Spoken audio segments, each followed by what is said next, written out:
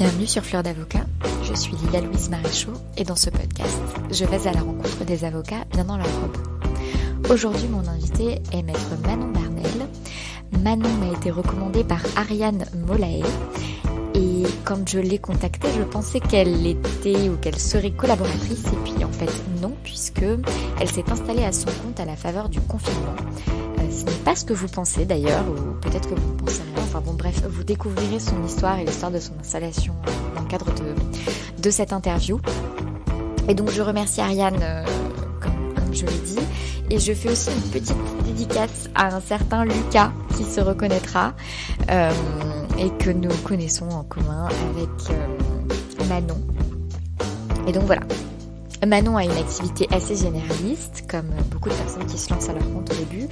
Elle fait du droit du travail, du droit de la famille, du droit des étrangers, du droit des femmes victimes de violences aussi. C'est une interview à mettre entre les oreilles des jeunes avocats, des élèves avocats et aussi de celles et ceux d'entre vous qui se lancent dans l'installation en ce moment de façon plus ou moins contrainte, voulu ou intentionnel, mais en tout cas j'espère que c'est une interview qui vous donnera confiance. Avant de lancer l'interview, je voulais vous dire que le crowdfunding est fini, mais que vous pouvez quand même soutenir Fleur d'Avocat, et la manière la plus simple de le faire, et en tout cas surtout à vous auditeurs du podcast, c'est de laisser un avis dithyrambique et 5 étoiles évidemment sur Apple Podcasts ou la plateforme de podcast que vous utilisez si jamais c'est possible de laisser un avis et de noter le podcast. C'est assez simple et honnêtement pour moi ça fait une différence, ça m'aide à remonter dans les algorithmes, les classements. Donc voilà, pensez à faire ça, ça me sera très utile. Je vous laisse donc avec ma conversation avec Manon. Je vous dis à la semaine prochaine et je vous souhaite une bonne écoute. Bonjour Manon Barnel. Bonjour Louise. Merci d'être mon invitée sur Fleur d'Avocat. Ouais, avec plaisir. Alors Manon, raconte-moi comment et pourquoi tu es devenue avocate. Alors, je suis devenue avocate, un peu comme tout le monde en France, en allant à la fac, etc. Pourquoi j'ai envie de dire pas par hasard, parce je pense qu'il n'y a pas de hasard, mais je me suis dit pourquoi pas, en fait, le jour où j'ai voulu devenir avocate. Et maintenant que je suis avocate, je comprends pourquoi je suis avocate et je pense que j'aurais pas pu exercer un autre métier. Mais j'ai pas eu une vocation tout de suite dans l'instant quand j'étais enfant pour devenir avocate. Je voulais plutôt être professeure des écoles pour tout te dire. Donc j'étais loin de vouloir être avocate. Et pourquoi tu as choisi de faire une fac de droit ? Alors ma mère avait fait du droit. Enfin j'ai personne qui fait du droit à part ma mère qui est avocat. Elle avait fait du droit. Elle m'avait dit que ça m'irait bien. Et je m'étais dit pourquoi pas. Et comme j'aimais bien le métier de professeur des écoles, mon père m'avait dit mais je comprends pas, c'est une ineptie de quitter l'école et de revenir. Et je trouvais que c'était du coup un raisonnement assez cohérent à l'époque. J'étais oui c'est vrai que c'est pas cohérent. Et ma mère m'avait dit du droit et du coup je voulais être juge des enfants. En me disant ouais c'est vrai que le droit ça pourrait m'aller parce que c'est vrai que j'aime bien la justice, etc. J'aime bien aussi travailler avec les enfants, etc. Et donc du coup je me suis dit pourquoi pas être juge des enfants. Et donc c'est pour ça que j'ai voulu être avocate, que j'ai fait en tout cas du droit. Et comment s'est passé ton parcours à la fac ? Ça t'a plu ? Tu t'y retrouvais tout de suite ? Au fur et à mesure, tu t'es sentie bien quoi ? J'ai été à la fac de Paris 12, UPEC maintenant ça s'appelle, donc à Créteil. Et à la base, je voulais aller plutôt dans une fac parisienne, etc. Mais on était sectorisés à l'époque. Et du coup, je me suis dit, je vais profiter aussi d'aller dans cette fac pour regarder un peu les parcours qu'il y avait. Et il y avait un parcours qui s'appelait le parcours Jean Monnet. Et c'était un parcours sur 3 ans où à la fin, tu avais une double licence en droit européen et droit français. Et je me suis dit tiens pourquoi pas, il y avait vraiment des gens qui venaient de partout pour avoir cette filière. Je me suis dit pourquoi pas, donc je me suis lancée là-dedans et finalement c'était pas mal parce que c'était une classe pendant 3 ans, les mêmes gens, etc. Donc finalement j'étais pas du tout perdue à la fac, même si j'avais pas peur d'être perdue. Et donc j'ai beaucoup bossé quand même parce que c'était 10 heures en plus par semaine, c'est pas rien. Et j'ai vécu disons les premières années de droit en me disant putain c'est quand même on bosse beaucoup quoi. Enfin, voilà. Et tu disais que c'était sectorisé. Ouais. Ça t'avait fait quelque chose d'être sectorisé? Bah, c'est pas un mot très, tu vois? Ouais, en fait c'était comme ça à l'époque, même le lycée, etc. En fait, j'avais jamais vraiment eu le choix. Si tu prenais pas d'option particulière, t'avais pas le choix d'aller ailleurs. Et que c'est vrai que la fac de droit, c'est général. Donc en fait, si t'habites pas à côté, enfin si t'habites pas à Paris, t'as peu de chances d'aller dans les facs parisiennes, sauf si tu prends des options. Mais au final, en fait, moi, je me rends compte que je suis très contente d'être allée dans cette fac-là parce qu'il y avait des personnes d'horizons très différents c'était, enfin, on était tous assez proches et j'ai gardé de très belles amitiés, etc. de là-bas. Et tu dirais que ce double parcours, tu l'as fait justement parce que tu cherchais à intégrer une filière un petit peu plus d'excellence, enfin un truc un peu plus sélectif, ou est-ce que c'était juste la curiosité d'une filière qui regrouperait des personnes qui viennent un peu de partout en Europe, etc. C'était une démarche de curiosité ou une démarche plutôt de CV entre guillemets et de parcours universitaire? Un peu des deux, je pense. Alors j'ai rarement fonctionné par le CV. Parce que en fait, je suis vraiment guidée par mes envies généralement, et j'ai du mal à voir sur du long terme ce que ça peut donner ces envies-là. Je pense que en fait, c'est une rencontre surtout, c'est que la première personne à qui j'ai parlé à la fac, Isabelle, qui faisait elle s'était inscrite à cette filière-là. Il fallait s'inscrire à l'avance. Moi, je m'étais pas du tout inscrite, et elle m'a dit c'est génial, viens au premier cours, etc. J'étais venue au premier cours et j'avais trouvé ça pas mal. En me disant, ouais, l'Union européenne, c'est vrai que c'est intéressant, ça m'avait plu au lycée, etc. Et je me suis dit, ça peut être intéressant d'avoir une vision pas franco-française, mais vraiment plus générale. Et donc j'ai essayé. Et en fait, je suis restée et je suis contente d'être restée parce que ça m'a ouvert beaucoup d'autres portes après. Alors, quelle porte justement? Déjà une autre vision du droit. C'est-à-dire que il y avait des intervenants de différents pays déjà qui venaient, et puis c'est surtout en master 1 je suis partie à Barcelone pendant 6 mois dans une école qui s'appelle ESAD, donc c'était une école C'est un peu une école de commerce, non? Ouais. Et c'était super justement pour ça. Alors moi, j'étais pas du tout pro école de commerce quand je suis sortie du bac, en jugeant beaucoup les gens qui allaient dans ces trucs-là, etc. Et en fait, j'ai beaucoup apprécié aller à l'ESAD. Déjà, j'ai rencontré comme tous ceux qui découvrent en fait les échanges internationaux, c'est génial. Tu rencontres des personnes de pays différents, tu peux partager plein de choses. Et puis c'est Barcelone, enfin clairement l'auberge espagnole n'a pas aidé mon CV parce que c'est forcément c'était super au niveau de la fête, etc. Mais les cours surtout m'ont énormément plu parce qu'ils étaient pas du tout c'était pas ce qu'on voyait en France. En fait, j'ai fait du droit des affaires en Asie. J'ai fait du droit de la nationalité, negotiation skills aussi. Donc j'ai appris à négocier en anglais et en espagnol, et j'ai trouvé que c'était génial, et là ça m'a ouvert en fait les yeux sur ce que je voulais faire, ce que j'aimais. Et donc là après revenir en France et suivre un parcours très linéaire, j'en étais incapable, enfin j'en avais pas du tout envie. Et quand tu dis ça t'a ouvert les yeux sur ce que tu aimais, etc., du coup quand tu es revenue en France, tu te disais incapable de reprendre un parcours linéaire. Comment est-ce que tu as suivi qu'est-ce que tu as cherché à faire en rentrant en France après ce semestre qui t'a beaucoup plu à Barcelone? J'avais envie de m'éloigner un peu du droit, en me disant que c'est vrai que j'avais beaucoup bossé en faisant en faisant plein de matières au final, parce que pendant les 3 ans tu fais énormément de matières. Je m'étais pas vraiment spécialisée dans quelque chose, et en fait ce qui m'intéressait c'était plutôt l'international, faire du droit mais pas que. Et du coup je me souviens que j'étais un petit peu perdue, et j'ai décidé de faire un master 2. Et c'est drôle parce que je me réalise en te le disant que la personne qui m'en a parlé, c'est aussi la personne qui m'a parlé, la première personne que j'ai rencontrée qui m'a parlé de cette filière Jean Monnet, et qui m'a dit mais écoute, tu devrais faire quelque chose en droit de l'homme, ça tirait vraiment bien.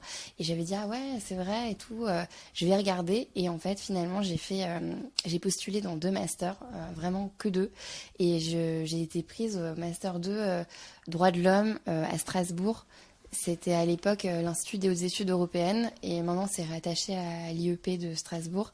Et donc j'ai intégré ce parcours-là et je me suis retrouvée avec des gens qui avaient fait Sciences Po, des personnes qui travaillaient à la Cour européenne des droits de l'homme, donc c'était aussi professionnel, des personnes qui voulaient faire des thèses en droits de l'homme, donc en fait des parcours très différents, mais avec qui j'avais une vraie entente, je me sentais vraiment raccord, quoi. Comment est-ce qu'on se sent quand on va vers des études de droits de l'homme, sachant que, enfin, quand on va vers une spécialisation en droits de l'homme, sachant que, enfin, je pense qu'on est à peu près de la même génération à la fac, c'était quand même vu comme une porte sans débouché, quoi. Enfin, avec des débouchés professionnels très compliqués et tout. Toi, est-ce que c'est quelque chose qui te faisait peur? Est-ce que tu avais confiance dans le fait que, ben, si tu faisais quelque chose qui te plaisait, enfin, est-ce que c'était une préoccupation ou pas cette réputation peut-être que c'était pas une réputation dont tu avais connaissance d'ailleurs, je sais pas. Mais justement, en fait, ça rejoint ce que je te disais, c'est que je suis toujours guidée par mes envies. Donc, je me posais pas du tout la question de ce que j'allais faire avec, enfin, ou ce que j'allais pas pouvoir faire. En tout cas, je me souviens que quand je suis partie en Master 1, toutes les personnes que je connaissais me disaient mais tu devrais pas partir parce que en fait pour le master 2 c'est très mal vu, ton dossier sera en dessous de la pile, etc. Et je me souviens qu'il y avait beaucoup de préjugés là-dessus et moi je me disais mais non mais en fait peu importe. Et puis j'étais quand même, enfin je travaillais donc j'avais quand même des bons résultats, etc. Et je me disais pas je vais rater, enfin j'avais plutôt confiance en me disant si je vais là où j'ai envie d'aller, ça va le faire. Et je savais pas encore, hein, même quand j'ai fait les droits de l'homme, là, je savais pas du tout ce que j'allais faire. Je savais même pas que j'allais devenir avocate. Je me suis dit, ça me plaît, j'ai envie d'approfondir ces sujets, allons-y, quoi. Et justement, avocate alors? Bah, c'est à ce moment-là, pendant l'été de ce master-là, dans ma classe, il y avait plein de gens qui voulaient faire des thèses, qui voulaient travailler dans des ONG, etc., ou dans des institutions internationales, à l'ONU, etc. Et moi, je m'étais dit, si je passais le concours, enfin le CRFPA. Et j'étais la seule, je me souviens à ce moment-là, à vouloir le passer. Et la directrice de master m'avait dit, ah non, mais bon, là, c'est un peu tard, vous voulez le passer, c'est le mois de juin, vous pouvez pas le passer cette année. Moi, j'étais inscrite. Je m'étais inscrite à l'IEJ à Paris, mais enfin, c'était un peu, j'avais rien suivi vraiment, et je me suis dit bon, je vais essayer de le passer, je vais faire la prépa privée D'ailleurs, j'étais pas trop raccord avec le fait que ça soit privé, mais bon, je me suis dit c'est peut-être un moyen d'avoir un truc, enfin une formation accélérée et tenter de le passer, puis je verrai bien. Et je m'étais même dit si je le rate, bah tant pis, je ferai autre chose. Enfin, je m'étais pas dit je veux absolument le faire. Je me suis dit je vais me donner les moyens de le faire. Et donc j'ai fait cette prépa là. J'ai même choisi une prépa où j'avais pas d'amis, enfin où je sais que tous mes amis sont allés ailleurs. Et moi je voulais vraiment me concentrer et faire que ça, que travailler pendant 2 mois. Je sens que il faisait très très chaud cet été-là et j'ai fait que bosser et bah finalement ça a payé à la fin, quoi. Mais du coup, tu t'inscris, enfin tu veux devenir avocate alors que tous tes collègues s'orientent vers autre chose. Toi, t'avais une idée de ce que tu voulais faire avec ce diplôme? Enfin, si jamais tu l'avais? Non, tu te disais juste, ça pourra pas me porter préjudice, quoi. Ouais, je m'étais dit, c'est quand même un métier dans lequel je pourrais peut-être m'épanouir, etc. Et je m'étais dit, pourquoi pas le tenter, en fait, voilà, pourquoi pas. Et t'avais fait des stages ou pas, arrivé à ce moment-là? Alors, non, très peu. Juste avant de le passer, pas du tout. Enfin, j'avais fait des stages, mais au Défenseur des droits. Tu vois, j'avais section défense droits des enfants, pareil, toujours ça qui m'avait motivée. Donc j'avais pas du tout fait de stage en cabinet. D'ailleurs, je l'ai tout de suite remarqué que finalement, par rapport aux personnes qui étaient aussi restées en France, qui avaient utilisé leur temps pour faire des stages en cabinet d'avocat, moi j'étais très orientée. Je voulais aller ailleurs, je voulais aller à l'étranger. J'étais pas du tout cabinet d'avocat. Je savais pas trop même comment ça se passait, quoi. Donc tu as tout découvert sur le tas au moment de chercher ton premier stage à l'école, quoi. Ouais, c'est ça. Et ouais, j'ai fait un petit stage de 2 mois chez un pénaliste en même temps que j'étais à l'école. Et pour voir un petit peu, parce qu'en fait finalement j'essayais de voir quelle est ma spécialité. C'était vraiment un problème parce que j'avais pas vraiment de spécialité et je me disais que le droit pénal c'est ce qui se rapprochait le plus des droits de l'homme parce que privation de liberté, etc. Et donc j'avais fait ce petit stage pour voir un petit peu ce que c'était le droit pénal. Ça m'a plu et c'est les matières que j'avais pris. J'avais pris des spécialisations dans plutôt droit pénal à l'époque, ouais. Et donc ton PPI, ton stage final, tu les as fait où? Alors le PPI, je l'ai fait au tribunal spécial pour le Liban, à La Haye. Euh, Parce que pareil, je voulais garder cette dimension internationale. Je me suis dit que c'était peut-être aussi l'occasion de repartir encore une fois. Et ça m'a beaucoup, beaucoup plu. À tel point que je me suis dit, ah oui, peut-être que je devrais être avocate en droit pénal international. Jusqu'au jour où je me suis rendu compte que ça n'existait pas non plus vraiment. Et donc, pareil, j'ai connu vraiment des personnes que j'ai encore dans mon cercle d'amis très proches, avec qui on partage les mêmes idéaux, on avait des réflexions. Enfin, c'était vraiment génial de tous les horizons possibles. Et c'est ce mix-là que j'aimais bien. Et donc après ce stage-là, j'ai fait mon stage final chez un des avocats qui travaillait au tribunal spécial pour le Liban. Donc c'était finalement mon vrai stage de 6 mois où j'allais vraiment découvrir le métier parce que avec un avocat pénaliste, c'est vrai que j'étais pas beaucoup au bureau. Et là, j'allais vraiment découvrir le métier d'avocat, voilà, voilà. Et je sais pas si je vais, si je peux te dire tout ça tout de suite, mais en tout cas, ça m'a pas plu vraiment. Pourquoi? C'était vraiment parce que j'imaginais pas ça, quoi. Donc c'est assez bizarre de Alors, se dire. qu'est-ce que tu imaginais?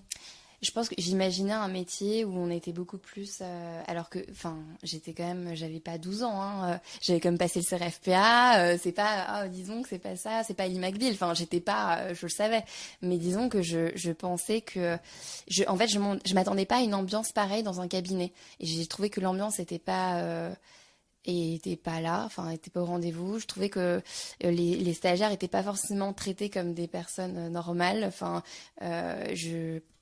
en fait, j'étais très surprise et peut-être que j'ai été un peu naïve et j'étais très surprise de. J'ai trouvé que voilà, on a un peu d'égard pour les stagiaires et pourtant les stagiaires sont souvent très enthousiastes quand même. Enfin, veulent bien faire, etc. Et j'ai pas trop aimé. Donc si tu veux, j'ai terminé les 6 mois en me disant oh là là, je veux pas embrasser la profession d'avocat de cette manière-là. Quand tu dis l'ambiance n'était pas bonne, les stagiaires n'étaient pas considérés, au-delà du fait que les stagiaires n'étaient pas considérés, dans ce que tu voyais autour de toi, c'était justement une absence d'ambiance, une ambiance plutôt négative. On était sur quel genre de choses auxquelles tu t'attendais pas? En fait, déjà, c'était très masculin. C'était des associés, il y avait 2 collaboratrices. On était des stagiaires. On s'est très bien entendu entre collaboratrices, stagiaires, secrétaires. C'était vraiment, pour le coup, heureusement. Mais je trouvais que les associés entre eux discutaient peu. Il y en avait un, je trouvais qu'il était un peu maltraité par les autres. Je trouvais que c'était une atmosphère assez malsaine, qui m'allait pas et à laquelle, je pensais pas être exposée en fait. Donc après j'ai appris quelques trucs quand même, hein, mais je sais pas, enfin ça m'a pas donné envie, hein. Je pense que c'est pas que moi. Et d'ailleurs, je pense que je suis pas la seule. C'est-à-dire je pense que beaucoup de gens ont dû ressentir ce que j'ai ressenti, mais on prend beaucoup sur nous. C'est-à-dire on dit oh, c'est pas grave, c'est comme ça, puis après ça ira mieux. Mais moi j'avais pas envie de prendre sur moi. Donc dès le début déjà il y a eu des petits Quel genre? en fait dès la première semaine ils nous ont sorti une valise vide en nous disant allez chercher de l'alcool pour le cabinet. Et j'étais là, sérieusement, enfin, et j'étais là bon, et comme c'est la première semaine, on y va. Et la deuxième semaine, quand ils ont redemandé ça, j'ai fait mais non, mais moi je vais pas y aller en fait, je suis élève avocate en fait, enfin c'est pas mon rôle d'aller faire ça, surtout qu'on n'était pas conviés aux apéros, hein. Donc, et c'était pas mon rôle et en fait ils m'ont même dit que j'étais pas assez obéissante. Enfin, je me suis dit, mais waouh, on est où en fait un avocat, il a pas à être même obéissant. Et puis même moi, en fait, en tant que personne, c'est pas possible. Et donc, il y a eu plein de choses comme ça. Après, le pire, c'est que je pense que c'était des bons avocats dans le sens technique du terme. Mais en manière, enfin, en fait, on dit toujours ça, c'est le management chez les avocats, c'est l'horreur. C'est-à-dire qu'ils savent pas manager, et donc tu te retrouves oui, enfin, moi en tout cas, c'était pas possible. Donc, je suis passée entre guillemets pour une rebelle, alors que je suis pas non plus. Mais c'est juste que je disais, mais non, en fait, tu peux pas traiter ton prochain comme ça. Ouais. Et du coup, tu termines ces 6 mois dans ce cabinet, pas hyper convaincu par ton expérience, et tu es sur le point enfin, en tout cas, de potentiellement faire un choix de si tu intègres ou pas la profession. Comment est-ce que ça a déterminé un petit peu cet embranchement à ce moment-là pour toi? Bah, je me suis dit, je veux pas être avocate de cette manière-là.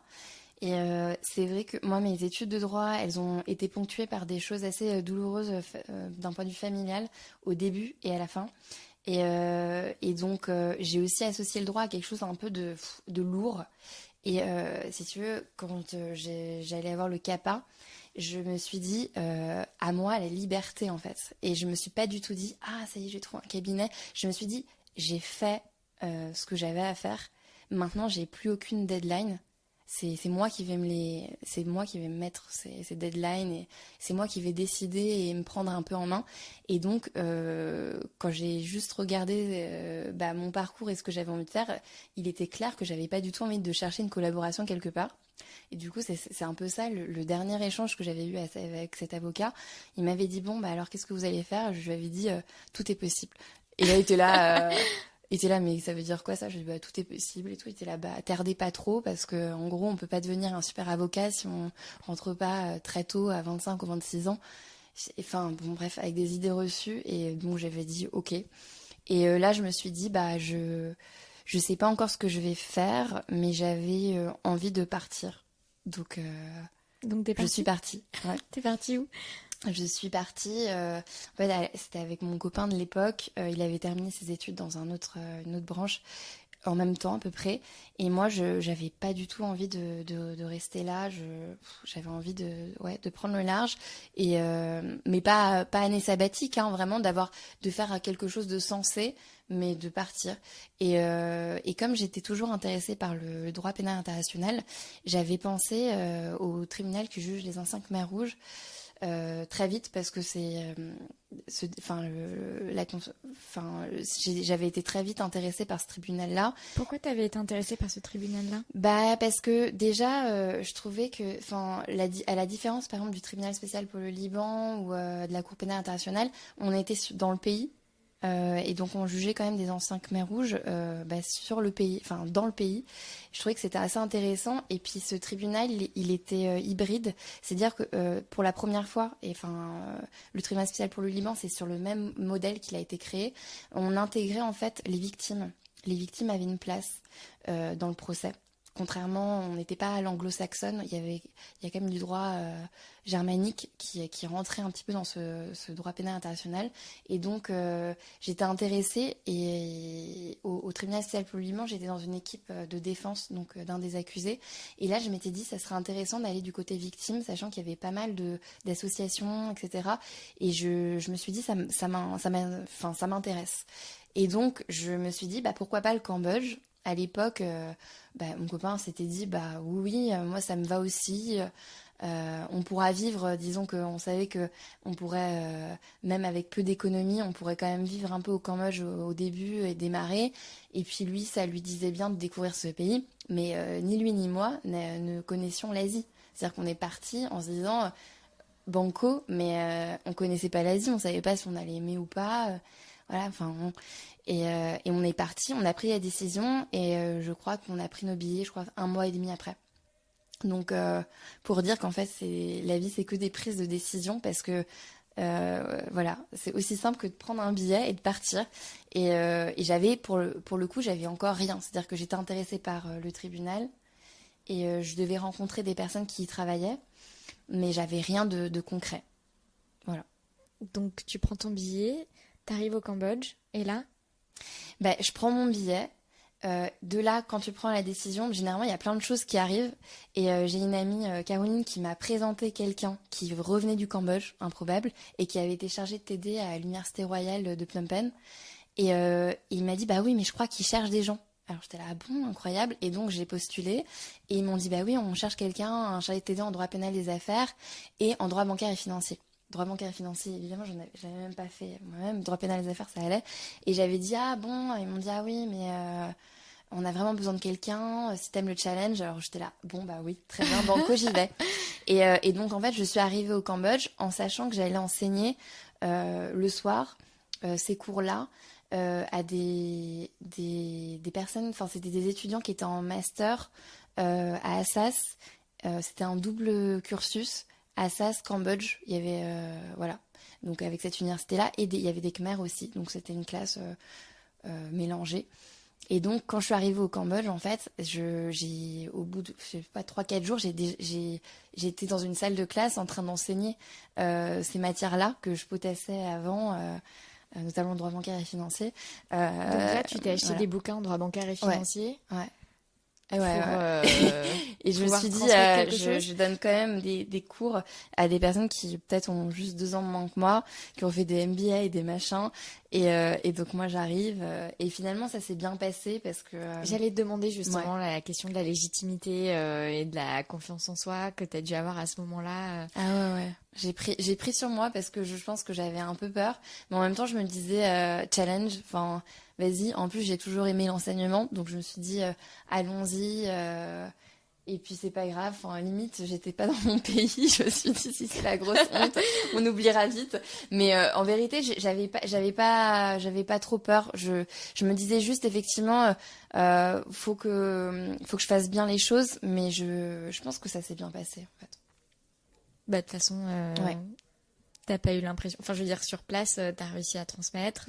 Ouais, Personne t'a dit, mais c'est nul vos cours. Non, mais je pense que même quand c'est nul, les étudiants le disent pas, je crois. Hein. Mais bon, peut-être que tu le ressens, mais en tout cas, non, je me suis sentie bien. Et puis après, ça a duré un semestre. Et donc, enfin, ça a pas duré si longtemps que ça.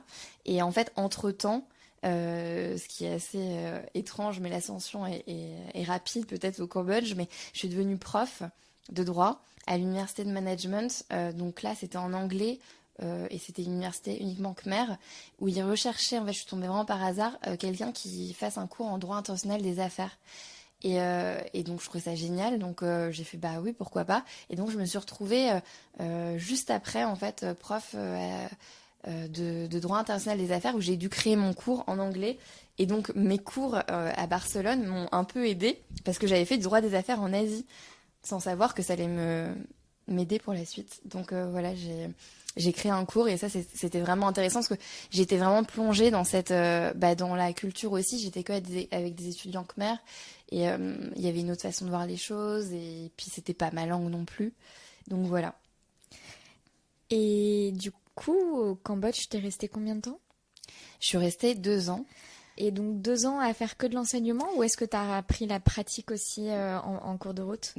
Donc ce que je t'ai pas dit pendant cette période-là, c'est que je suis quand même allée faire un petit tour au tribunal qui juge les anciens Khmer rouges parce que c'était quand même à la base ce que je voulais faire et j'ai pas du tout voulu intégrer le tribunal. Pourquoi?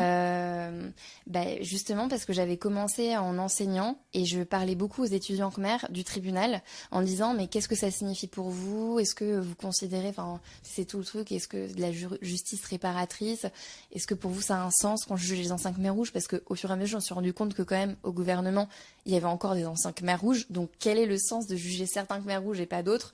Il y a beaucoup de questions en fait qui me sont venues et les étudiants étaient là, bah non, c'est pas pourquoi. C'est des étudiants qui étaient en fac de droit, donc ils avaient quand même, ils étaient très éduqués, etc. Et eux me disaient, mais non, on comprend pas trop en fait. Pourquoi il y a ce tribunal? Non, s'ils sont jugés, ça nous fait pas grand-chose, on sait pas. Et en fait, ça n'avait pas vraiment de sens. Et donc, quand je suis allée visiter le tribunal, qui se situe vraiment en périphérie de Phnom Penh, dans une zone, c'est à la campagne, hein. Et c'est un complexe, oui, comme j'avais connu à La Haye, sauf que La Haye, c'était énorme. Enfin, il y avait pas ça me chamboulait pas dans ma tête, mais là il y avait beaucoup de pauvreté autour et un complexe quand même assez riche onusien.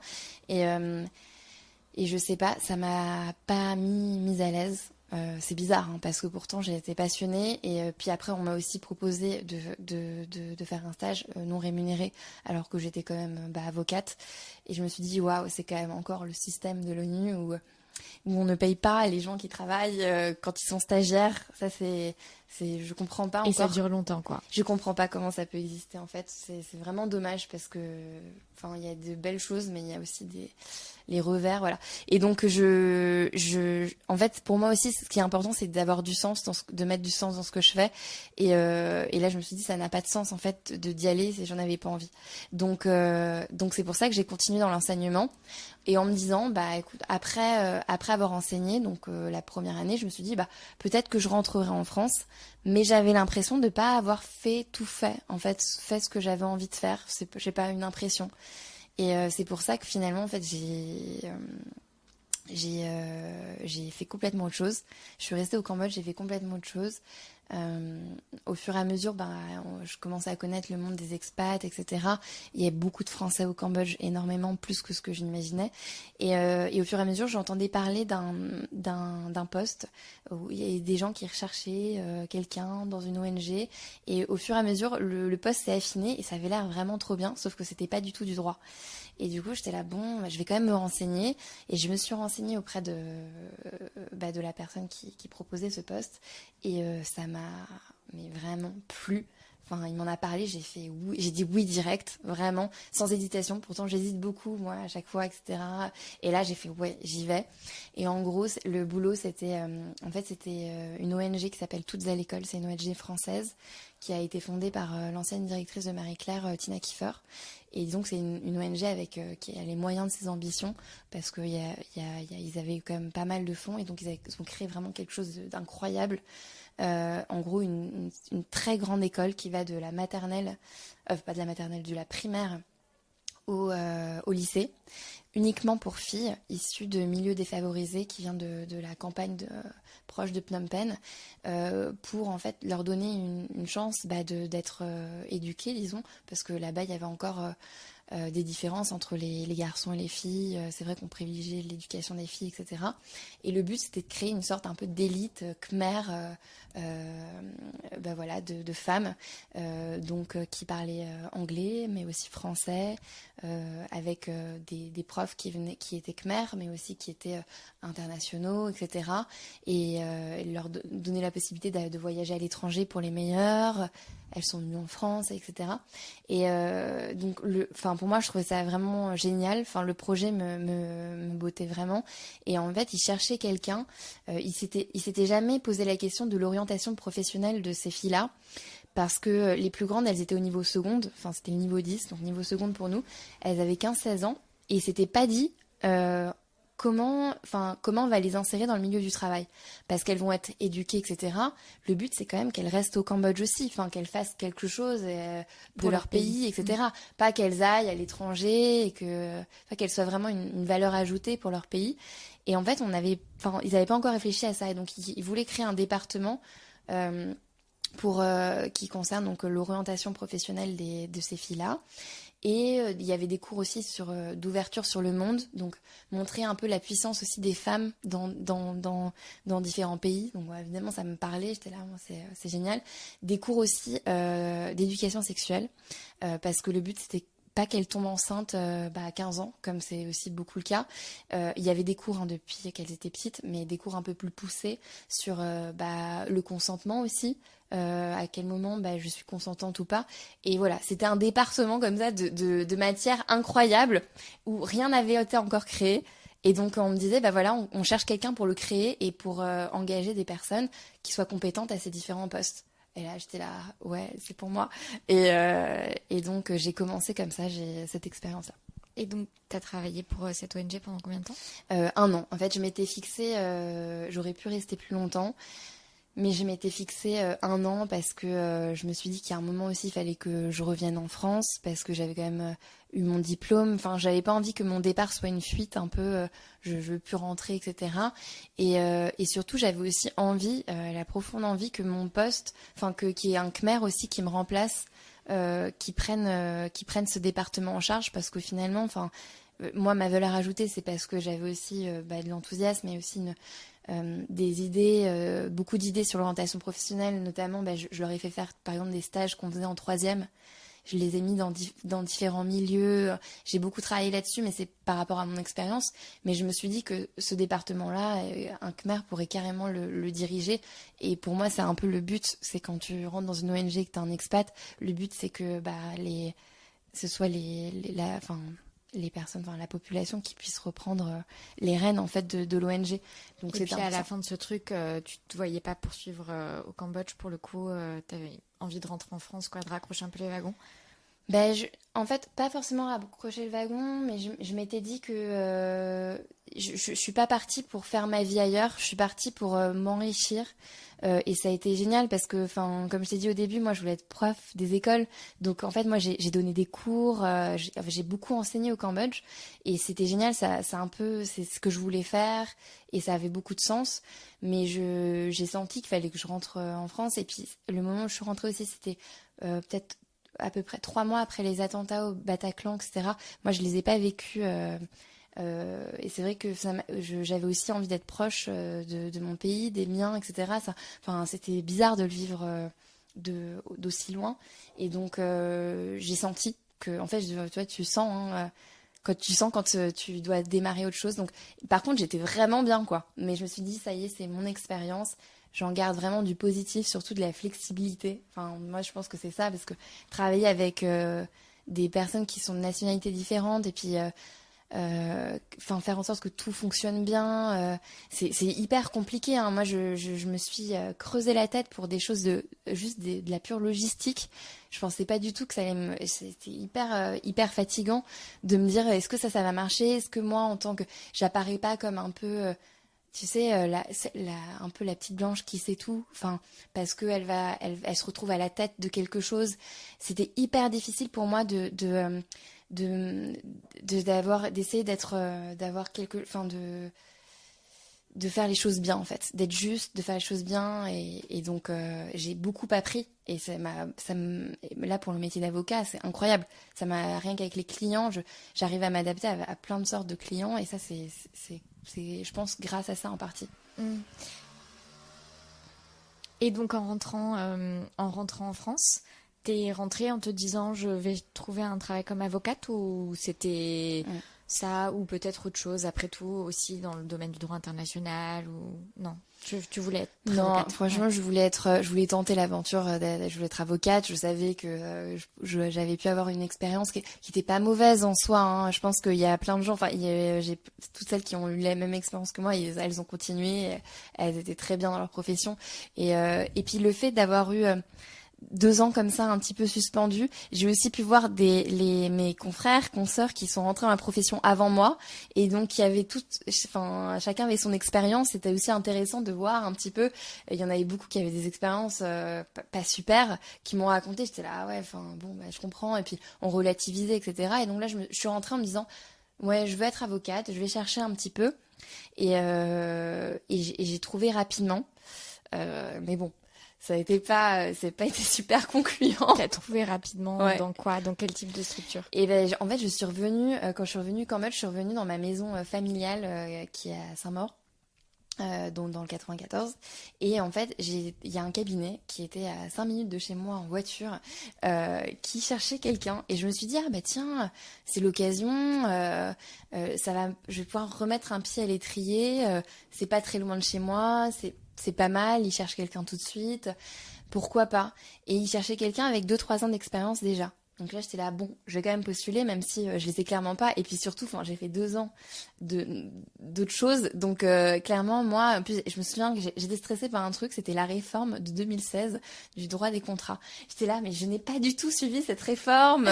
Je ne sais pas, je sais pas du tout de quoi il s'agit, etc. Et je me suis dit... bon, c'est encore plus dur que quand tu sors de l'école parce que là, moi, les conclusions, les machins, c'est oublié. Moi, je faisais des cours de rien à voir, quoi. Donc, je me suis dit, bon, ça va permettre de me remettre un pied à l'étrier. Je me suis vraiment dit ça. Et donc, quand ils m'ont vu, je leur ai dit, bon, moi, écoutez, j'ai pas du tout 2 à 3 ans d'expérience. Et ils m'ont dit, ah, pas de problème. Nous, on veut juste pas quelqu'un qui soit sorti de l'école. On veut quelqu'un qui soit dans la vie active. J'ai dit, ah, bah oui, bah c'est moi, ça. Mais par contre, je vous préviens, j'ai pas fait de droit pendant ma dernière année, etc. J'ai pas vraiment suivi l'actualité juridique. J'étais hyper transparente. Et eux, en fait, c'était un petit cabinet généraliste qui faisait du droit pénal, du droit du travail, du droit civil, un peu de tout, quoi. Et donc, en gros, t'avais 3 boss. Il y avait juste une collab et 3 boss. Et donc, je suis rentrée dans ce cabinet-là. Et tout de suite, je me suis sentie très étriquée. Enfin, je trouvais que c'était très petit, très petit. Je sais pas, je me disais, bon, bah, c'est pas grave. Presque, ça me faisait marrer d'avoir cette expérience-là, de me retrouver, d'aller au cabinet en voiture. Enfin, je sais pas, bon, en fait, ça paraît rien, mais il y avait comme un côté très local, quoi. Oui, très, il y avait un côté vraiment... mon petit cabinet dans mon petit village, quoi. Avocat du village. Mais encore, je revendique, je revendique ce côté avocat du village, j'aime beaucoup ça. Mais là, je sais pas, il y avait un côté où presque ça me faisait marrer. Je sentais que c'était pas vraiment moi, puis même... Je sentais que les discussions, c'était pas mes discussions. Enfin, j'avais tellement eu l'habitude de parler de choses, de choses qui font vibrer, etc. sur le droit. Et là, je trouvais que c'était très terre à terre, en fait. C'était des petits litiges du quotidien. Alors, il n'y a pas de petits litiges, tu vois, mais c'était des choses récurrentes. Et donc, en fait, j'ai commencé comme ça. Ils me donnaient chacun du boulot, etc. Et puis j'avais pas encore prêté serment. Et puis je travaillais bien avec un avocat qui travaillait plus en droit pénal. On travaillait bien ensemble, etc. Et puis ça allait, mais c'était pas incroyable, mais ça allait, ça me convenait. Et je prête serment le lundi et le vendredi, et ils me disent bon bah finalement ça va pas le faire. Et là je fais pardon. Genre j'étais choquée, mais comment ça, enfin, moi ça y est, j'ai les charges qui commencent à courir. Mais oui, j'étais là, mais en plus pourquoi vous me l'avez pas dit avant, enfin j'ai prêté serment lundi, donc l'ascenseur émotionnel. Je suis sûre qu'ils ont dû penser qu'ils te rendaient un service en te laissant prêter serment. Ah mais non, mais je sais pas, mais en tout cas le lundi j'étais là en train de dire je le jure, et le vendredi ils me disaient ah bah non mais tant pis, enfin en fait on va pas le faire et tout, et là ils m'ont dit bah en fait enfin on n'a rien à te reprocher, t'es bien, etc. Mais en fait tu vas pas assez vite. J'étais là, pardon, mais j'étais là, mais quoi? Parce qu'en fait, les 3, ils me donnaient plein de boulot, et ils disaient voilà, et puis en fait, finalement, t'es pas assez expérimenté parce que je posais des questions sur des trucs, parce qu'en fait, il y avait plein de trucs que je savais pas. Et ils me disaient donc nous, on voulait quelqu'un qui soit direct opérationnel. En fait, enfin, clairement, ils voulaient, enfin, j'aime pas dire comme ça, quoi. Non, mais ils voulaient quelqu'un qui fasse un. J'étais assez choquée parce Alors que... attends, du coup ça a duré combien de temps? Un mois. Parce que moi j'ai fait mieux, ma première collaboration elle a duré 2 semaines et on m'a dit exactement la même chose. Je sortais de formation, quoi, et j'étais encore en stage quand je passais mes entretiens d'embauche. C'était pour remplacer en congé maternité, donc pendant 5 mois, une avocate senior. Mais c'était on ne peut plus transparent. Non, mais c'était on ne peut plus transparent. Mon expérience, c'était on ne peut plus transparente. Et en fait, au bout de 2 semaines, elles m'ont dit, bah en fait, t'es pas assez autonome. C'est n'importe quoi. On a besoin de quelqu'un qui soit déjà autonome parce qu'en fait, on n'a pas le temps de te former. Ben, ils ont pas envie, mais vous étiez, enfin, ils étaient au courant. Oui, voilà, vous étiez au courant. Moi, j'ai pas prétendu que. Et là, oui, moi, je vous ai dit, mec, je travaillais dans une ONG au Cambodge. Enfin, à quel moment je vous ai dit que je faisais des conclusions toute la sainte journée? Surtout qu'en plus, c'était du droit du travail, du droit civil, du droit pénal. C'est-à-dire qu'ils voulaient quelqu'un. Et surtout, enfin, très sincèrement, quand t'es dans le Val-de-Marne, le tarif, t'es payé, mais vraiment, je crois qu'au Cambodge, tu gagnais mieux ta vie. Alors que j'étais pas bien payée. Au Cambodge, j'étais bien payée pour le pays, mais je crois que je gagnais mieux ma vie en ONG qu'en étant avocate dans le Val-de-Marne. Et j'étais là, mais en plus, ils me demandaient de faire du boulot. En fait, ils voulaient juste quelqu'un, une petite main, en fait. Et ça les intéressait pas de former, etc. Et moi, ça me paraissait aberrant. Moi qui suis vraiment, je trouve que c'est très important la transmission. Enfin, je comprends pas. Enfin, si t'as des connaissances, en fait, transmets-les. C'est ça le plus beau et c'est le mieux que tu puisses faire. Et là, je me dis, mais ça, c'est vraiment égoïste et tout. Enfin, j'étais choquée. Et franchement, c'est marrant parce que j'ai été choquée genre pendant 2-3 heures. Et en fait, tout de suite, je me suis dit, tu sais, parfois où tu dis, c'est un mal pour un bien. Parce que finalement, j'aurais eu peut-être du mal à quitter ce cabinet parce que ça aurait pu devenir un peu confortable, entre guillemets. Et je me dis, c'est un mal pour un bien, ils m'ont rendu service. Parce que ça ne collait pas à ma personnalité, en fait. Ça n'allait pas. Et je pense qu'ils s'en sont rendus compte avant moi, et tant mieux. Et donc là, par contre, ça a été... Non, je ne prends pas n'importe quelle collaboration. Et s'il faut que j'attende, j'attendrai une collaboration qui me convienne. Et donc, j'étais pas du tout... J'étais pas à la recherche incroyable. Je suis allée en Espagne, j'ai un peu profité, je suis revenue et j'étais beaucoup plus détendue en me disant, moi, il faut que ça colle en fait des deux côtés. Il faut que eux, ils aient envie de me prendre, mais que moi aussi, j'ai envie de travailler pour eux. Parce qu'on est avocat aussi. C'est vrai que et je pense que celle qui était avant moi, celle qui était collaboratrice avant moi, elle s'était adaptée. Il devait être comme ça avec elle. Elle s'était adaptée en disant c'est normal, c'est mes débuts et je ferai ce que je veux quand je serai à mon compte ou enfin je sais pas, tu vois. On se dit toujours que le début doit être difficile, mais pourquoi en fait? Enfin, pourquoi on s'inflige des choses difficiles à vivre alors qu'en fait on peut aussi, ça peut être un plaisir. Oui, c'est vrai. Après, tu vois, je suis en train de mettre tout ce que tu racontes dans lequel... Enfin, je suis tout à fait d'accord avec toi et ça rejoint ce que beaucoup de fleurs d'avocat, ce que beaucoup d'invités du podcast avancent aussi.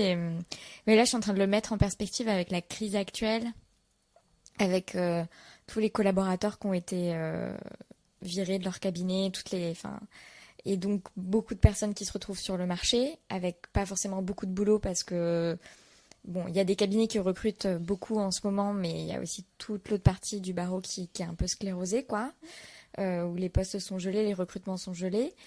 Et du coup, tu vois, moi, je me pose beaucoup de questions. Qu'est-ce qu'on dit à ces personnes-là, tu vois? Qu'est-ce qu'on dit à ces personnes-là sur, à quel point est-ce que elles peuvent se permettre ou pas, tu vois, d'attendre le bon cabinet. Enfin, je me pose beaucoup de questions mais sans affirmation, mais je suis curieuse d'avoir ton avis du coup sur ce sujet, quoi.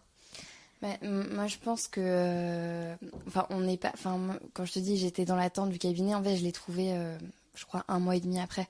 Donc, je pense que c'est l'état d'esprit dans lequel t'es aussi. Je pense que là, les avocats collaborateurs, ouais, qui se retrouvent en chômage partiel ou des choses comme ça, ou alors qu'ils se donnent à fond pour leur cabinet, et qui se retrouvent en plein dans la crise, etc. C'est d'autant plus difficile parce qu'ils se donnent tellement à fond pour le cabinet et finalement c'est un peu comme ça qu'on les remercie, entre guillemets. Je trouve que moi j'ai des amis aussi qui se retrouvent dans cette situation-là et c'est encore plus difficile à vivre. Je pense que quand tu galères aussi peut-être à ton compte et que tu dis ah ouais c'est la crise mais ça va revenir, etc. Je pense que c'est peut-être aussi l'occasion de se poser des questions, les bonnes questions, de dire est-ce que ce que je fais, ça a du sens pour moi? Parce qu'au final, tu peux trouver un cabinet dans lequel tes collaborateurs et tu es très heureux aussi. C'est peut-être que ça te permet aussi, ce confinement, cette crise, de se poser peut-être les bonnes questions de... comment j'envisage ma profession, comment j'ai envie d'exercer, voilà. Oui, non, c'est sûr. Mes questionnements sont plus sur à quel point est-ce que ça devient vraiment un luxe ou pas, tu vois. Parce que du coup, le marché est en sclérosé. Mais après, c'est beaucoup trop tôt pour avoir des réponses à ces questions-là. Mais du coup, je te rejoins sur le fait que, en tout cas, à l'époque, toi, tu te disais, bah non, moi, faut qu'il y ait un vrai... faut que j'ai envie de rejoindre ce cabinet, autant qu'ils ont envie de oui, mais je pense que quoi. C'est possible, hein. Enfin, je veux dire, il y a quand même plein de gens qui arrivent, et puis le but, c'est quand même, je veux dire, c'est bête ce que je te dis, mais on a quand même qu'une vie, c'est-à-dire que tu vas pas passer ton temps, quand même le temps qu'on passe au travail, à être dans un univers qui te convient pas. Donc, et comment tu c'est pas un luxe pour moi. Comment tu l'as trouvé, toi, cet univers qui t'a convenu au bout d'un mois et demi? Écoute, de façon très très informelle, c'est-à-dire que mes amis savaient que j'avais pas de collaboration. Du coup, voilà, je commençais à cotiser pour l'ordre en ayant juste une semaine. Et en fait, j'ai une amie italienne, Francesca, qui m'a dit ah mais attends, il y a un groupe sur Facebook où il y a des avocats beaucoup plus engagés, etc. Ça te conviendrait davantage. Ne perds pas ton temps sur les annonces, etc. Parce qu'on voit très bien sur les annonces quand on recherche une collaboration que c'est souvent les mêmes cabinets qui tournent, enfin qui postent. Du coup, on se rend compte attention au caractère récurrent des cabinets qui cherchent. C'est mauvais signe. Ça veut dire qu'il y a beaucoup de turnover et du coup et puis c'est un certain type de cabinet. Parfois, je pense même que mettre une annonce, c'est un peu poussiéreux maintenant pour notre génération et qu'on se trouve aussi d'une façon différente. Et donc là, par exemple, elle a juste mis, j'ai une chère amie qui est consoeur, qui fait du droit pénal, droit des étrangers, droit de la famille, je crois qu'elle avait dit ça, et qui est très forte et qui cherche une collaboration. Voilà, n'hésitez pas, etc. Et j'étais là, mais t'es folle d'avoir dit ça, que j'étais très forte. En plus, bon, même si j'étais quand même contente d'avoir quitté cette collaboration, évidemment, je me sentais pas très forte. Donc, du coup, j'étais là, t'es folle d'avoir dit ça, elle me dit, mais si, et tout. Et en fait, j'ai une avocate qui m'a envoyé un message et qui m'a dit, je serais ravie qu'on puisse se rencontrer parce que je cherche une collaboratrice. Et donc très naturellement, donc par un message Facebook, quoi, hein, donc voilà, et on s'est rencontrés et ça a tout de suite matché parce qu'en fait j'avais l'impression que pour une fois, enfin j'avais pas fait beaucoup d'entretiens, mais je rencontrais vraiment une personne et pas on se rencontrait pas en tant que CV, quoi, on se rencontrait en tant que personne. Les affinités qu'on pouvait avoir, les engagements qu'on pouvait avoir, notre parcours. Ce que j'ai apprécié, c'est qu'elle m'a même pas demandé quelle était ma dernière expérience en cabinet. Ça l'intéressait même pas. Du coup, c'était une vraie rencontre et j'ai vraiment apprécié. Et il y avait un autre avocat, ils étaient tous les deux, que j'ai rencontré après. Hyper détente, sur le site il était en costard cravate, je me suis dit oh là là, de la procédure civile et tout ça, parce qu'elle était en pénal, lui il faisait de la procédure civile, et je me suis dit waouh, parce que moi la procédure civile ça fait genre bien longtemps que j'en fais pas, et puis surtout j'ai fait beaucoup de procédures pénales, etc. J'étais là waouh. Et en fait je l'ai rencontré, il revenait du Japon, il était allé faire du ski au Japon, il s'était je crois luxé l'épaule ou je sais pas quoi, du coup il était en survêt et il m'a accueilli comme ça, il m'a fait l'entretien de façon super naturelle et j'étais là waouh, c'est ça que je veux aussi, un truc complètement naturel où en fait on se dit qu'est-ce que tu as envie de faire, je connais pas très bien ces matières-là, mais je serais ravie de pouvoir travailler sur ça. Et lui, il était là, pas de problème. Et il était prof aussi, donc il était beaucoup dans la transmission. Et ça, c'est ce qui m'a beaucoup marqué. Et donc j'étais là, génial. Et donc j'ai commencé comme ça. Et ça s'est très bien passé. T'es restée combien de temps dans ce cabinet ? En fait, le cabinet s'est un peu transformé parce que il y a un moment, en fait, les associés se sont séparés. Et finalement, j'ai suivi celui qui était en procédure civile. Ah, c'est étrange ça, t'as pas suivi celle qui t'a recrutée ? Non, et c'était assez étrange pour moi. Mais si tu veux, quand les deux associés se sont séparés, c'est un peu compliqué parce que tu sais pas s'ils vont te reprendre déjà, parce que c'est pas pareil d'avoir d'être à deux et d'assumer un collaborateur à deux que d'être tout seul. Et donc à ce moment-là, j'étais là, quelqu'un va me reprendre ou pas et c'est vrai que j'étais un peu dégoûtée parce que j'aimais vraiment bosser pour les deux. Et je me suis dit, sinon, il faut que je parte. Et en fait, personne n'avait vraiment dit ce qu'on allait faire de moi. Et j'étais là en plein mois d'août et je continuais à bosser pour celle qui était en pénal. Et puis après, je sais pas, j'ai réfléchi en me disant que bizarrement, j'avais l'impression que celle qui était en pénal, que j'aime beaucoup, qui m'a beaucoup appris, elle avait besoin de faire ces choses un peu seule. Et que j'avais l'impression qu'avec elle, j'allais peut-être être un peu un boulet. Je sais pas.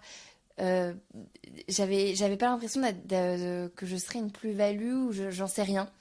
C'est bizarre parce que rationnellement j'aurais suivi, je travaillais à 80% pour elle, donc et finalement j'ai demandé à celui qui faisait de la procédure civile.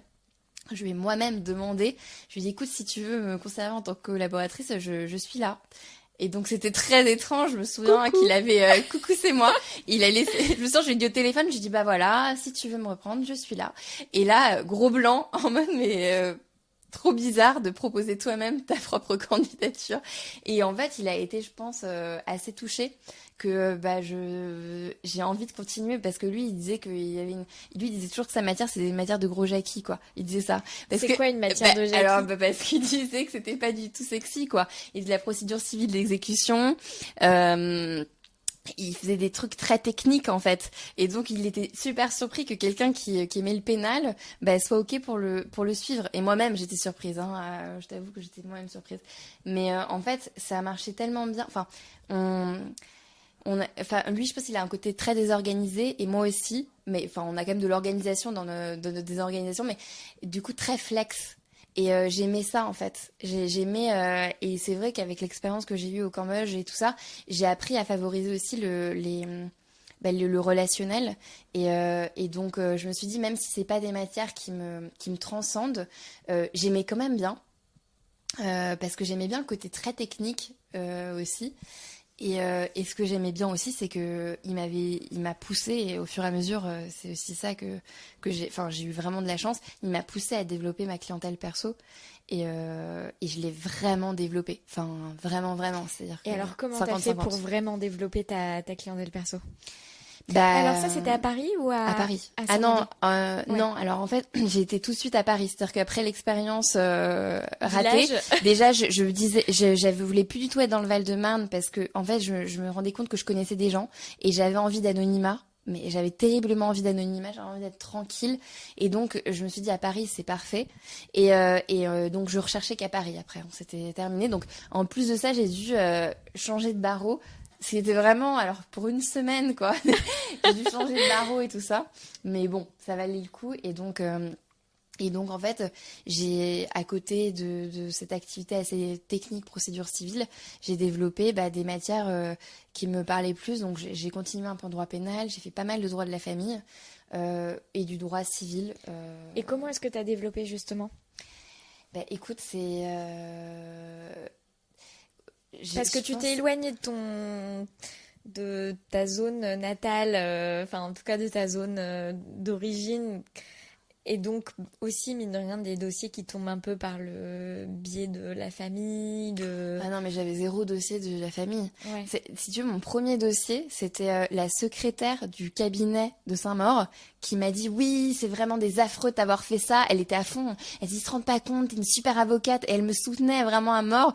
Et elle était là, voilà, j'ai un dossier pour toi. Et c'était mon premier dossier. Donc je trouvais symboliquement, c'était la secrétaire de l'ancien cabinet où il m'avait viré au bout d'une semaine. Elle m'a dit, tu le feras super bien et tout. Et elle m'a filé ce dossier.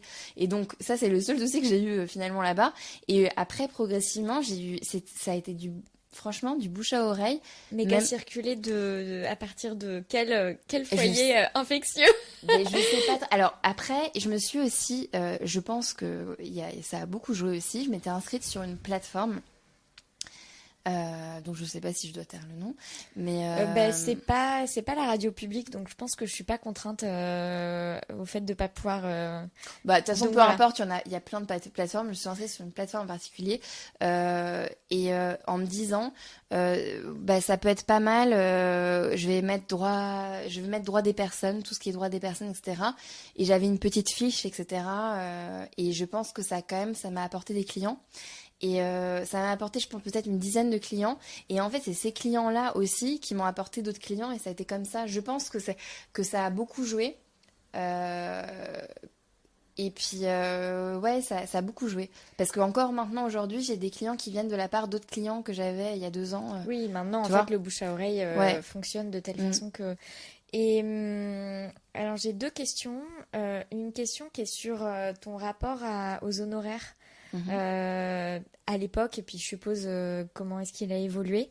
Et la deuxième question, c'est... ah oui, c'était ce côté petit dossier, du coup, parce que je suppose que quand tu mets droit des personnes sur une plateforme, ce qui vient, c'est des entre guillemets petits dossiers, parce qu'on sait qu'il n'y a pas de petits dossiers, mais tu vois ce côté l'avocat du quotidien, quoi. Et sachant que quand tu étais arrivée à Saint-Maur, ça t'avait fait un peu un côté... Enfin, tu t'es senti un peu étriquée ce type de pratique alors peut-être que c'était renforcé par le fait que tu prenais ta petite voiture pour aller dans un cabinet un peu de quartier et que tu faisais en plus des cabinets. Enfin, tu vois, peut-être que c'était un peu une accumulation de choses. Mais voilà, ensuite, quand tu as évolué comme avocate, quel a été ton rapport justement à ce type de dossier, plus de droit civil, enfin, un peu moins droit de l'homme Ouais, mais en fait, c'est une bonne question parce que j'étais pas sûre de vouloir être avocate pour cette raison-là, parce que je me disais, moi, j'ai pas envie d'avoir une succession de dossiers. J'ai envie de mener quelque chose de A à Z, un projet, monter quelque chose. Et je me disais, avoir une succession de dossiers, finalement, bah, tu construis rien. Et c'était ça un peu mon rapport. Et avec le cabinet à Saint-Maur, et c'était pas tant les dossiers. En fait, ils avaient des contentieux, par exemple. Je me souviens qu'il y avait un garage. Ils étaient avocats de ce garage, ou je sais plus, un truc comme ça. Et du coup, ils avaient toujours les mêmes types de dossiers. Enfin, et donc, c'était pas très intéressant intellectuellement, mais ils avaient d'autres choses qui étaient plus intéressantes. Mais je pense que c'était plutôt, comme tu dis, le côté un peu étriqué de petits trucs, petites structures, petites choses. Alors que, en fait, j'aime bien les petites structures, mais c'était pas très tourné vers le monde, en fait. Et donc là, le rapport que j'avais, bah, en fait, j'ai pas eu des petits dossiers. En fait, je sais pas trop ce que c'est des petits dossiers. C'est-à-dire que oui, peut-être des petits dossiers, par exemple, en droit locatif, par exemple, problème avec le bailleur, etc. Effectivement, c'est pas des dossiers qui te passionnent vraiment. Mais au final, j'ai eu pas mal de droits de la famille, et c'est les premières demandes. C'est pour ça que j'en ai fait beaucoup. Et très vite, en fait, je me suis rendu compte que peut-être un tiers de mes dossiers, il y avait des violences conjugales. Donc très vite, j'ai aussi appris pas me spécialiser, mais à le voir et à m'en saisir, et à m'informer beaucoup sur le sujet, parce que je me rendais compte que, enfin, je pense que les avocats qui font du droit de la famille s'en rendent compte vraiment très souvent. C'est assez hallucinant les violences qu'il y a dans le couple sous-jacentes, même si parfois ils t'en parlent pas tout de suite. Tu le vois ensuite au fur et à mesure, mais en fait là, madame ou monsieur, mais bon, c'est vrai que j'ai toujours eu des madames, mais c'est pas normal en fait ce qui se passe là. Et donc du coup, des petits dossiers, par exemple, sur des droits de visite et d'hébergement, ce qui c'est pas hyper compliqué, devenaient parfois des plus gros dossiers, parce que tu avais à traiter dedans des choses qui étaient bien plus larges et bien plus douloureuses que simplement mettre un cadre pour les droits de visite de ton enfant. Et donc tu dis, par le biais de ces dossiers en droit de la famille, j'ai vu des problématiques plus sous-jacentes, donc typiquement de violence, et je m'en suis saisie. Et tu t'en es, entre guillemets, t'en as fait une sorte de spécialité. Enfin, comment est-ce que ça s'est... Est-ce que du coup, tu t'as fait des formations complémentaires? Est-ce que t'en as fait je sais pas, est-ce que du coup, t'es allé... est-ce que t'en as fait quelque chose de ça, de concret? de concret, Après, je pense, fait comme il y a beaucoup d'avocats qui l'ont fait. Donc, j'ai commencé, je suis allée à la Fondation des femmes, où ils faisaient beaucoup de choses, justement, pour justement dénoncer ces violences. Et puis, ils avaient besoin de la force, dans la force juridique, ils avaient besoin aussi d'avocats. Je me suis beaucoup informée sur le sujet, sur les manières de faire, parce que souvent mes dossiers, enfin pas souvent, mais il y a quelques dossiers en famille, quand il y a eu des violences, il y a eu du pénal derrière, et du coup je me suis beaucoup informée sur la place justement de la victime de violences conjugales, qui est au pénal et en droit de la famille, parce que c'est très compliqué du coup après de laisser par exemple le père voir l'enfant. Enfin, il y a beaucoup de psychologie, et surtout il y a le client attend énormément de son avocat à ce niveau-là, et c'est vrai que parfois j'ai l'impression il fallait que je me renseigne vraiment davantage sur toutes les possibilités qu'une femme avait pour se protéger, mis à part l'ordonnance de protection, etc. Et donc, justement, donc, j'ai fait des formations. Il y a plein de formations au barreau de Paris, même ailleurs, sur le droit des femmes, ou comment protéger des violences, etc. Et puis là, je suis aussi avec une consoeur On est avocate bénévole en fait d'une association où c'est des CHRS pour les femmes isolées avec leurs enfants et nous on intervient en fait une fois, on a mis en place cette chose-là, on intervient une fois par mois pour donner des conseils juridiques dans toutes les matières. Donc pas que du droit de la famille, mais il y a aussi du droit du travail, etc. Donc voilà, donc donc ça c'est aussi un peu ma contribution en me disant que plus les femmes aussi sont informées sur leurs droits, en fait moins il y a de violence aussi, et donc voilà. Ouais. Et donc ton développement s'est fait comme ça assez... Ah oui, je t'avais demandé pour les honoraires. Ouais, je me souviens de ta question. Alors, écoute, ma vision de la chose a beaucoup évolué parce que effectivement, quand j'ai commencé mon activité perso, j'avais une rétrocession de collaborateurs. Donc, si tu veux, j'avais pas forcément besoin d'avoir de l'argent en plus en fait, enfin ça allait. Et donc quand c'est comme ça, t'as tendance, déjà tu connais pas trop la valeur de ton travail, c'est compliqué, t'as tendance parfois à sous-évaluer la chose. Donc c'est vrai que c'était compliqué, je pense qu'au départ j'étais pas du tout assez cher, on va dire.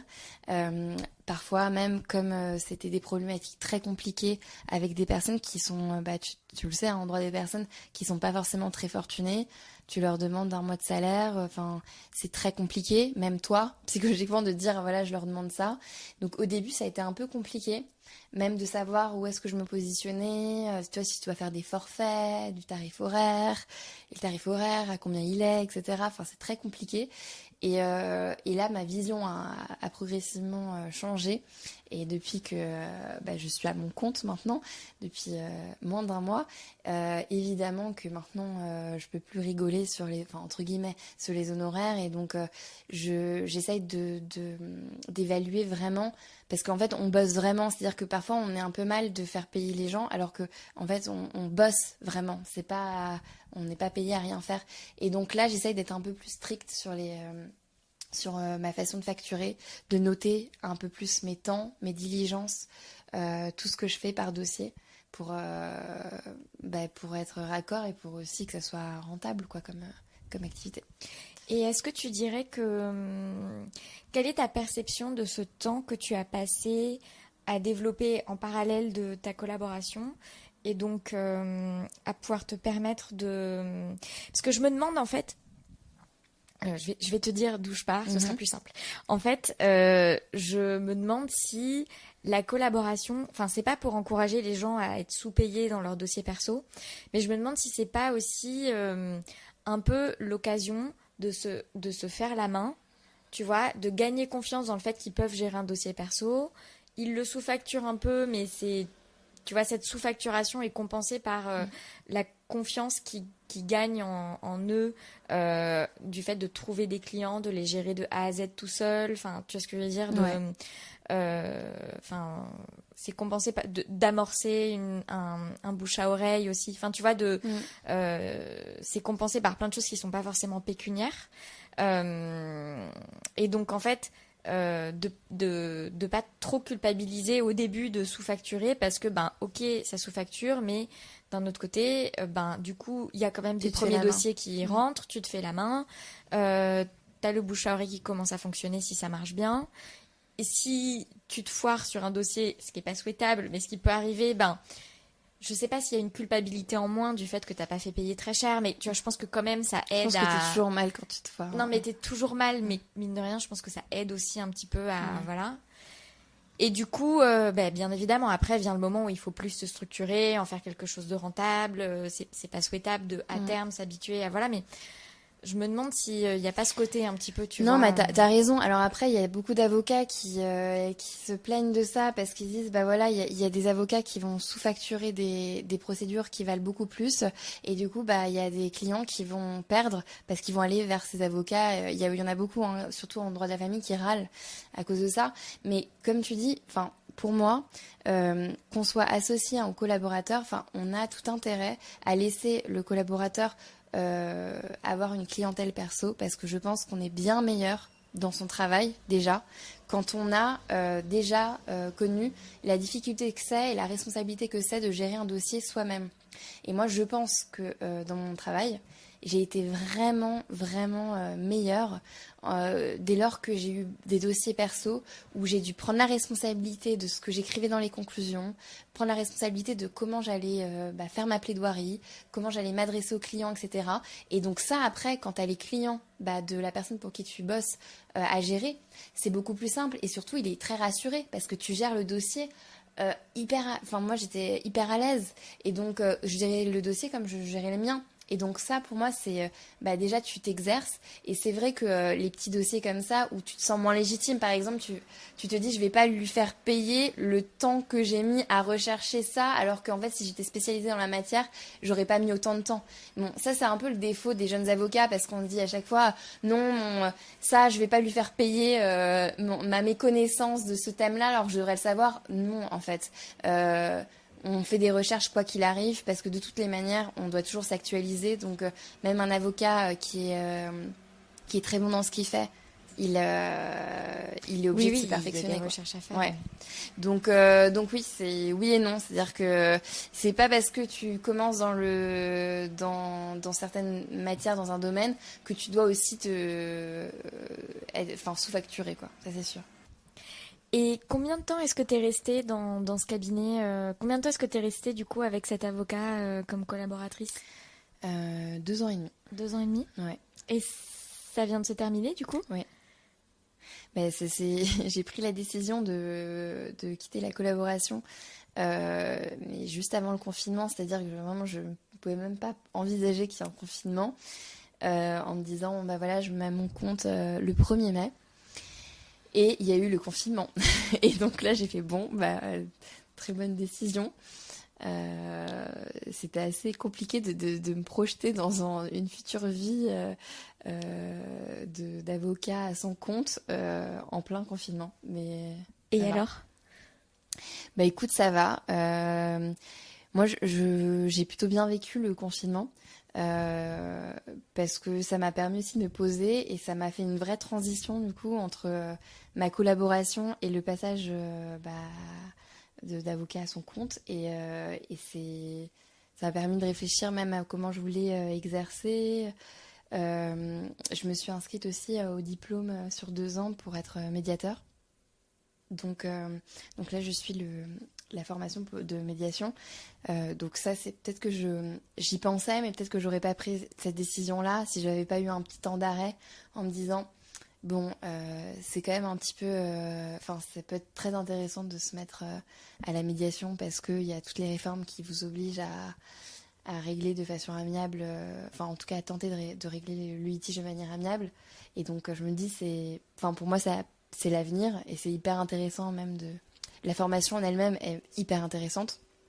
Donc tu vois, par exemple, j'ai fait ça et je l'aurais peut-être pas fait. Et puis surtout, ça, je sais pas, là pour l'instant en tout cas, on dit toujours que, tu as dû le voir avec tes invités, il y a toujours un petit appel d'air, j'ai l'impression, quand tu te lances à ton compte. C'est ce qu'ils disent tous. J'ai l'impression que c'est ce que j'entendais aussi quand j'écoutais tes podcasts, je me disais j'aurai mon appel d'air au moins. Mais comme on était en plein confinement, je me suis dit c'est pas sûr. Et en fait, je sais pas. Les choses, là, je vais un peu plus communiquer maintenant, sur Internet, etc. Mais j'ai l'impression que les choses se font assez naturellement. J'ai des nouveaux clients assez facilement. Et puis c'est vrai que comme je fais plusieurs matières, je choisis pas non plus mes dossiers. Je me suis pas dit je fais que du droit pénal, donc c'est aussi plus compliqué quand on fait ce choix-là. Et moi j'ai fait le choix d'accepter les dossiers que je pouvais traiter. Après évidemment je les renvoie à d'autres confrères quand vraiment je me dis non, ça c'est pas un truc. Mais voilà, donc pour l'instant ça va. Et qu'est-ce qui a motivé ton départ? Qu'est-ce qui a motivé ton envie d'installation? Pour tout te dire, j'y pensais déjà, plus ou moins. Mais tu sais, comme les choses se passent bien, tu prends pas... Tu sais, généralement, le changement, il intervient pas quand tout se passe bien. C'est dommage, d'ailleurs. Il t'attend toujours un petit élément qui dit « Ah non, voilà, j'en ai marre, je vais faire autre chose. » Et disons que là, tout se passait bien, vraiment. Mais il y a eu un petit problème au cabinet, donc je tairai un petit peu tout ça, mais Juste pour te le dire en quelques mots, il y a eu un petit problème, pas du tout avec les avocats avec qui je travaille, mais avec d'autres avocats qui étaient au cabinet, dont un. Après, voilà, j'ai dénoncé les choses. J'ai aussi pris conscience que quand on dénonçait, on se sentait très seul. Et j'ai aussi pris conscience que, par exemple, les clients et les clientes que je défends, etc., on leur dit tout de suite, allez déposer plainte, mais elles savent pas trop. Mais c'est parce qu'en fait, tu sais pas si t'es folle ou si tu surréagis ou si vraiment t'as raison de réagir comme ça. Mais je pense que quand ton corps, moi j'avais vraiment mal au ventre, j'étais en rage, mais vraiment, vraiment. Alors que je suis plutôt mesurée en règle générale. Là, j'étais folle de rage. Je pense que quand ton corps te parle, c'est que ça existe vraiment. Et donc en fait, tout simplement, quand il y a ces incidents qui ont eu lieu, j'ai pris tous mes dossiers, un Uber, et j'ai dit je ne remettrai plus les pieds dans ce cabinet. En fait, donc j'ai mis tous mes dossiers chez moi et donc bien avant le confinement, j'ai commencé à bosser chez moi et je pense qu'après tout le monde a compris que c'était assez grave. Enfin, moi j'ai des consoeurs qui étaient là aussi qui m'ont beaucoup épaulé, qui étaient là, mais c'est pas possible ce qui se passe. Et en fait, le lendemain, tous les avocats du cabinet ont déposé leur congé et sont partis en soutien, en disant bah non, mais nous aussi on part en fait, parce que donc ils ont déposé leur congé du lieu ouais, tout le monde est parti des locaux. Ouais, c'est fou. Ouais, c'est bien. Bah c'est super parce que enfin je pensais pas que ça se ferait. En fait, je pense qu'ils ont tous réalisé que il s'est vraiment passé des choses pas correctes. Et donc tout le monde est parti, parce que l'avocat était bailleur, donc des lieux, tout le monde est parti. Donc en fait tout le monde a déposé son préavis. Évidemment tout le monde a été un petit peu dans la galère puisque le préavis c'était pendant le confinement. Donc ça a été quand même quelque chose d'important, disons. Je dis pas que c'est ce qui a motivé le fait que je sois à mon compte désormais, mais ça a motivé mon choix de partir du cabinet parce que j'ai dit je ne reste pas à côté d'un avocat qui partage de telles valeurs, c'est impossible. Enfin, je veux pas du tout le faire. Enfin, voilà. Et en fait, tout le monde l'a compris. Et donc, du coup, il a compris. En fait, il a dit, bah oui, enfin, je te soutiens. Et bon, je dis pas, il était un peu embêté en disant, on va devoir trouver des autres locaux, oh là là, mais il a dit, ouais, enfin, en fait, c'était juste pas possible. Et donc, j'ai cherché d'autres locaux. Et pendant que je cherchais d'autres locaux, c'est là où je me suis dit, mais est-ce que j'ai envie de m'installer de cette manière-là, enfin, de reconstituer un petit peu le cabinet, parce qu'on était en fait à deux et avec un troisième confrère qui bosse parfois avec nous. Du coup, on était tous les trois. Et je me suis dit, mais en fait, je ne savais pas que j'avais envie de me mettre à mon compte à ce moment-là, mais j'étais embêtée sur les locaux, je ne sais pas pourquoi. Et en fait, l'idée est venue progressivement, notamment parce que ma mère, elle est coach professionnelle. Et elle est devenue coach professionnelle. Et en fait, bon, il y a une interdiction absolue de coacher ses enfants parce qu'on n'a pas du tout le recul suffisant, etc. Mais elle m'a dit, écoute, si tu veux, je te fais un coaching. Et elle m'a fait un coaching, là où t'es assise, elle était là, et elle m'a dit je te fais un coaching. Ça a duré mais très longtemps, c'est-à-dire toute la soirée, il y a rien qui sortait, je parlais que des locaux, j'étais là, voilà. Et en fait, genre à minuit, la solution est sortie, mais je veux me mettre à mon compte. Voilà. Et donc, ça t'a fait quoi une fois que c'est sorti, je l'avais dit et je me suis dit bah ouais, en fait je veux me mettre à mon compte, c'est en fait complètement sensé, c'est logique. Et donc, à partir du moment où j'avais pris cette décision, tout de suite, je l'ai dit à mon boss. Il était assez surpris, mais en même temps, tout de suite, il m'a dit, il m'a encouragée, parce qu'il m'a toujours dit, il faut que tu t'installes un jour ou l'autre, et tu seras une très bonne avocate. Enfin, il m'a toujours donné confiance, en me disant, mais vraiment, tu seras une très bonne avocate, il n'y a aucun souci. Et en fait, du coup, j'ai décidé de m'installer, donc on va continuer à bosser un peu ensemble, mais sous forme plutôt de vacation, parce que je gère tous ces dossiers et qu'on continue à avoir des dossiers ensemble. Mais c'est la meilleure manière de s'installer, c'est cool. Et ouais, et en fait, c'est assez naturel, en fait, tu vois. À partir du moment où tu prends la décision, c'est voilà, c'est ce qu'il fallait faire. Et ça a choqué personne, d'ailleurs. Et ça fait quoi de se faire coacher par sa mère ? Écoute, attends, il sort des trucs beaucoup trop intimes dans les coachings, c'est chaud quand même. Bah, le truc, c'est qu'elle veut toujours, ta mère, elle veut que tu sois bien. Alors, du coup, dès qu'elle sait qu'il y a quelque chose qui t'a mise mal, je pense que ça la met mal. Mais elle essaie de se prendre du recul vis-à-vis de ça. Et elle est en fait très très forte. Enfin, c'est pas parce que c'est ma mère, c'est qu'elle a été. Enfin, elle est encore DRH. Et donc, elle a l'habitude, en fait, de gérer les relations humaines. Et je pense d'aider aussi les gens. Et en fait, elle est très bonne dans ce qu'elle fait. C'est-à-dire que c'est pas elle du tout qui m'a dit mets-toi à ton compte. Elle a fini par me le faire dire. Et donc, ça, c'est les vertus du coaching. Bah c'est ouais. qu'on te dit pas de faire les choses. Elle te dit, elle te fait faire des exercices. Ouais. Des exercices, des machins, de la visualisation. Et elle a beaucoup bossé, hein, parce qu'à minuit, c'est sorti, quoi. Hein, je m'en souviendrai encore, tu vois. Et donc, voilà, c'est sorti comme ça et c'est génial, en fait. C'est une fois qu'il y a quelque chose comme ça qui fait instantané comme ça, tu te dis, bah, c'est génial. Enfin, c'est comme ça que ça doit se passer, en fait. Ouais. Tu te sens comment en ce moment? Ben non, je suis pas trop inquiète. Je suis assez confiante. Il y a pas mal de... Bah, je t'ai dit, la médiation, ça me prend pas mal de temps. Je suis contente. Ben, j'exerce aussi, je suis chargée de TD depuis 2 ans aussi en droit civil. Du coup, je maîtrise très bien la réforme. Et donc, je continue cette activité-là. Bon, là, c'était un peu compliqué parce qu'en confinement, bah, c'était du Zoom avec les étudiants. C'était hyper compliqué. Mais donc, j'avais cette activité-là. En fait, mon activité, elle est assez variée. Donc, j'aime bien aussi. Enfin, ça a du sens. Donc, j'ai envie de continuer comme ça. Et puis là, j'ai signé un contrat de bail hier. Donc, je vais être avec une amie et consoeur aussi dans le même bureau. Et donc, ça, c'est une nouvelle aventure aussi. Il y a plein de nouvelles aventures, donc je suis assez enthousiaste pour l'instant. J'ai pas trop peur, non, ça va. Je suis contente. C'est vraiment la période de confinement, ça a été vraiment la transition, tu vois. Et donc là, comme ça reprend, bah, moi aussi je reprends et ça va. Mais bon, tout n'a pas repris aussi, tu vois. Les audiences, là, on sait jamais si l'audience va être maintenue. Enfin, tu vois, pour l'instant, je suis moins dans le rush que ce que je vais être après. Donc ça, j'ai un petit peu plus peur d'avoir du mal à gérer le rush.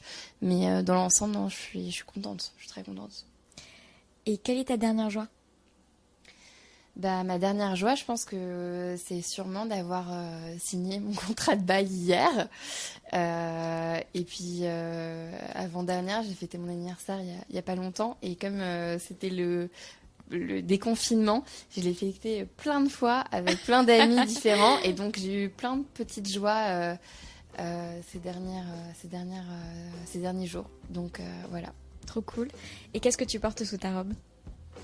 Laquelle? Parce que là, j'en ai une. C'est toi qui choisis.